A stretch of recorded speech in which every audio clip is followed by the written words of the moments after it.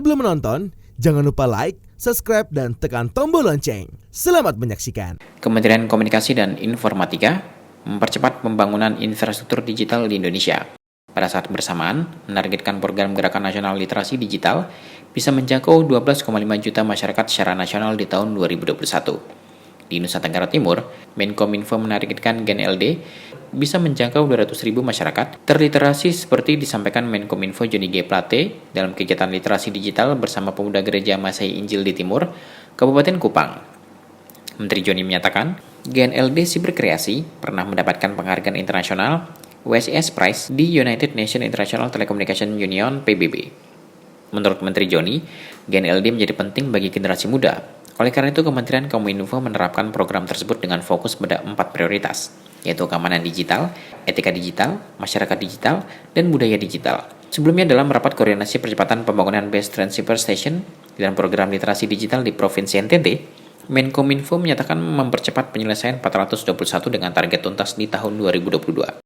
Hal itu ditunjukkan untuk meningkatkan jangkauan sinyal telekomunikasi dan internet dapat mendukung pencapaian target pembangunan daerah secara optimal. Melalui lebih dari 20.000 kegiatan virtual secara gratis untuk Nusa Tenggara Timur, sambil membangun infrastruktur digitalnya, sambil membangun BTS-BTS-nya, tahun ini saya berharap ada 200.000 setidaknya masyarakat NTT harus mengambil bagian di dalam Gerakan Nasional Literasi Digital atau Basic Skills Digital.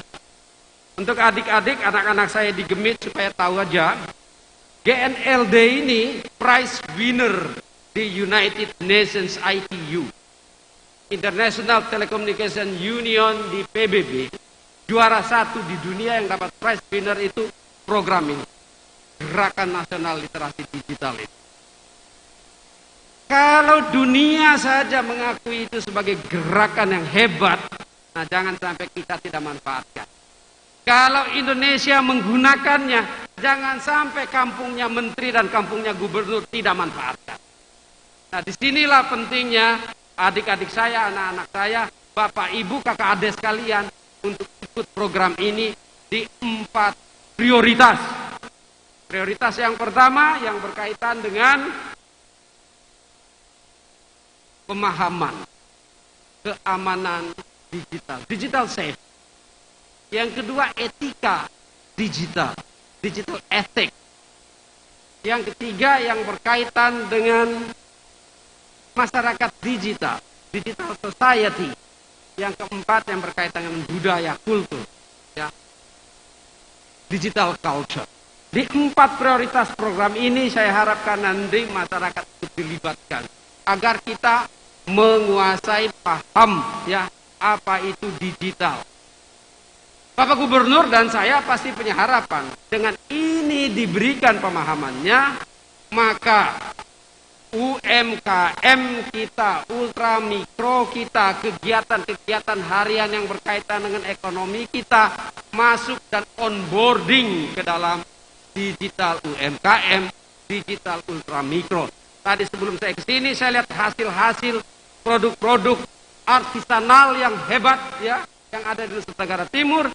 Dengan masuk di dalam program-program ini, maka produk-produk hasil karya kita langsung masuk di marketplace secara digital. Maka pasarnya tidak lagi pasar di Obobo, di Kupang atau di mana saja, pasarnya di wilayah cross border atau wilayah dunia. Saat ini ya untuk nasi daging rendang dari Sumatera Barat dijual sampai di Timur Tengah. CI dari Kupang bisa dijual sampai Jakarta. Dunia borderless, tanpa batas. Kita dihubungkan melalui marketplace. Dan untuk bisa itu, kita harus onboarding. Saya tentu berharap adik-adik Gemit mengambil hal-hal yang secara khusus dan spesifik. Masuk di dalam kegiatan itu. Bukan untuk bahan diskusi kita saja. Bukan untuk ngobrol, ya materi-materi ngobrol, sambil minum kopi. tapi mengambil bagian secara nyata di dalam kegiatan literasi dan produk-produknya nanti. Itu yang paling basic.